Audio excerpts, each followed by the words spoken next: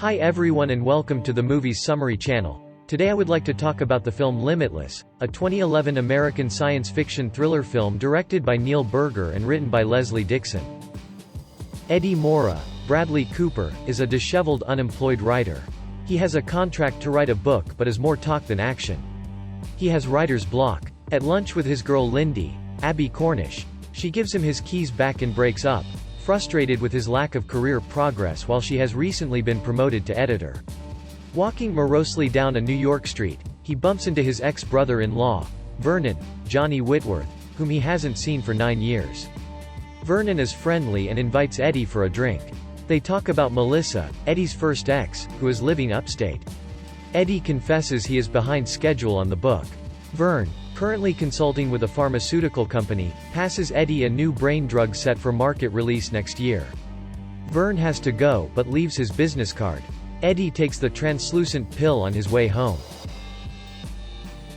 In the stairwell he bumps into the landlord's wife, where she rails him about late rent and lack of career. The drug begins to take effect, and Eddie notices things with clarity. He starts talking to the woman confidently about legal studies and, a short time later, they write her law school paper together then have sex. Back in his slovenly apartment, Eddie notices the mess and quickly cleans up. He then gets on his laptop and starts writing. The words fly. The next morning he is back to normal but he has several hundred pages of his book printed out. He takes them to his editor, who eyes them warily. At his apartment, he checks his voicemail. The editor is anxious to talk. She has read 40 pages and is impressed.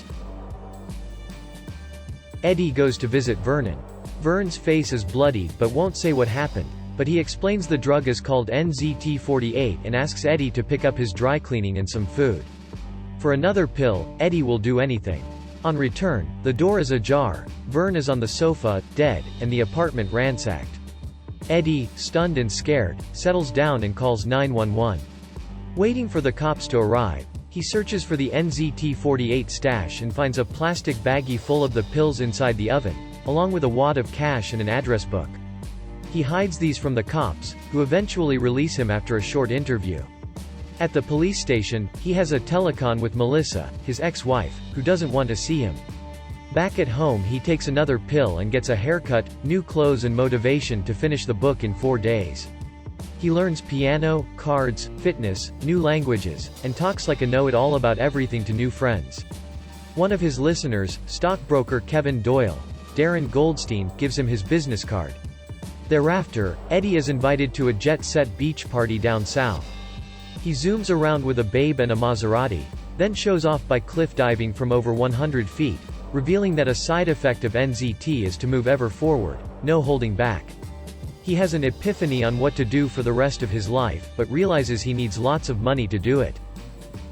He slowly starts day trading but needs more capital quickly.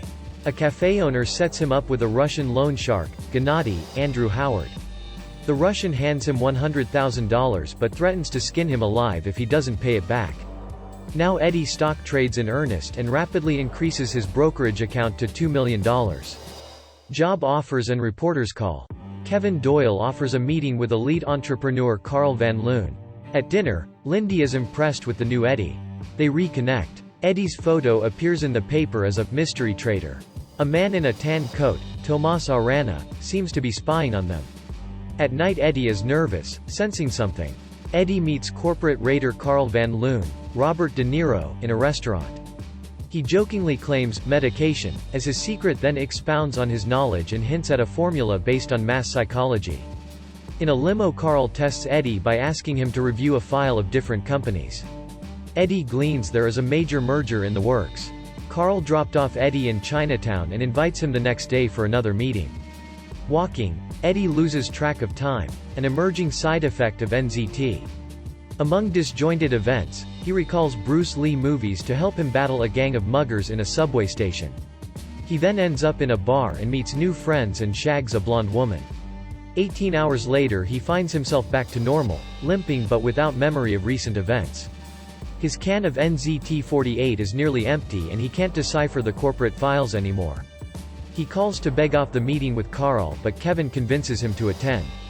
Carl asks him about Hank Atwood, a corporate rival who came from nowhere to prominence 2 years ago, But on the TV, Eddie notices a news item about the murder of a blonde woman in a hotel the previous day. He excuses himself and vomits outside, fearing he may have killed the girl during his blackout. Fearful of NZT's side effects before taking another pill, Eddie tries to find Vernon's other clients to understand more, but each phone call is a dead end, with users either dead or hospitalized. The next call he makes coincidentally rings the phone of the tan-coat tough guy sitting on the other side of a parquet. Eddie realizes the connection first and makes an escape. He meets his ex-wife Melissa, Anna Friel, in a cafe.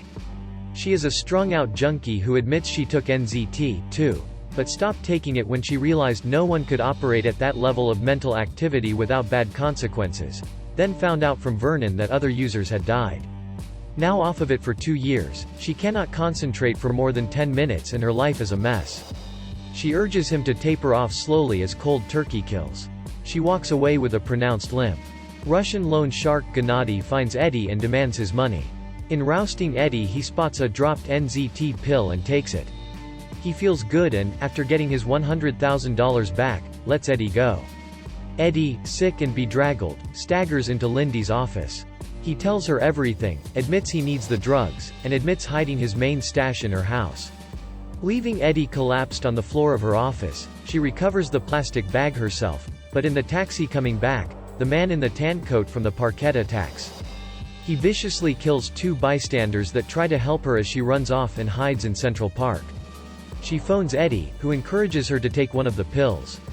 Under its influence, Lindy escapes by using an ice skating girl as a weapon, gashing the face of the tan coat man.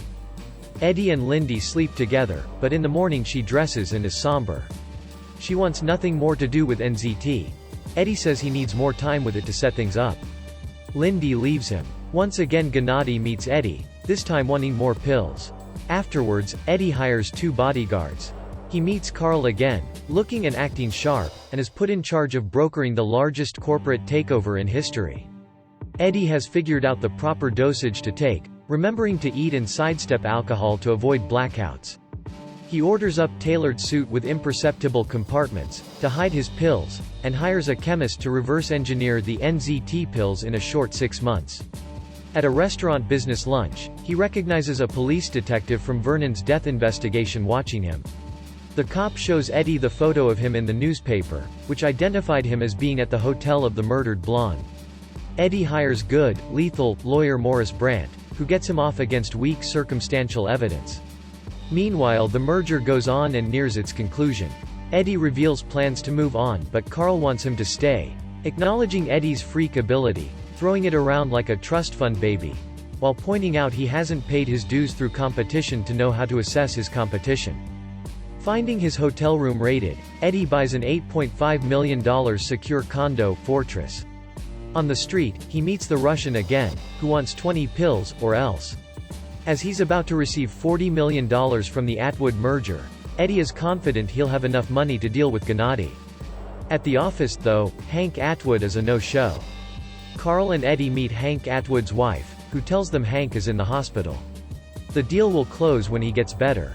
On the street he notices Mrs. Atwood's scarred limo driver, the man with the tan coat, and realizes Atwood must be an NZT user as well, who won't get better because he's run out of NZT.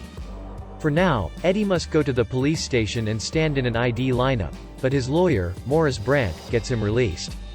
At the office, Carl is upset. Atwood is in a coma and Carl wants to know where Eddie has been, thinking Eddie knows what is going on and suspecting betrayal. In the washroom, Eddie discovers his pills are missing, stolen. A box arrives addressed to him. Eddie grabs the box and exits, leaving a fuming Van Loon behind. Inside the box, the severed hands of his 2 bodyguards. At the condo, Eddie watches TV and sees Mrs. Atwood and her lawyer, who's also his lawyer, Morris Brandt. As he realizes that's where his hidden pills went, he sees the Russians coming for him from the security cameras, who assault his steel door with a chainsaw. Eddie goes to the balcony edge, ready to kill himself rather than succumb to their undoubtedly painful torture. He suddenly remembers where one last NZT pill is and tries to retrieve it, but loses it as the Russians break in. Gennady shoots up his own last pill, converted into an injectable form, and begins to prepare Eddie for the slow painful torture he's about to experience. With one final thrust, Eddie manages to turn the tables and kill Gennady. The other two Russian thugs, having been busy cracking Eddie's safe with drills, return to the room. Eddie manages to fight them off after lapping up Gennady's NZT-enriched blood, blinding one before killing both in self-defense. At the hospital, Hank Atwood dies. Eddie realizes that, though Brandt stole his pills, he did not give them to Mr. Atwood. Eddie meets the man with the tan coat in the waiting room, who, now that his boss is dead, aids Eddie's search through Brandt's safe, where he finds his pills packet while the tan coat man watches over Brandt, tied and gagged on the floor. 12 months later, Eddie's book is published, and he's running for the U.S. Senate, NY. He gets a surprise visit from Carl in his campaign office. Though warm at first, Carl hints that he knows how Eddie has done it and has, subsequently, shut down his NZT lab. Carl will guarantee a limitless supply in return for some future inside information. Eddie aggressively comes back. Showing off his abilities, he says he is off NZT and doesn't need it, having become permanently enhanced, and pushes Carl away. At an upscale Chinese restaurant, Eddie and Lindy are together again. He orders his food in fluent Chinese, then notices Lindy's bemused stare. "What?" he asks with feigned humility. I hope you liked this summary. Don't forget to subscribe for the best videos on the platform.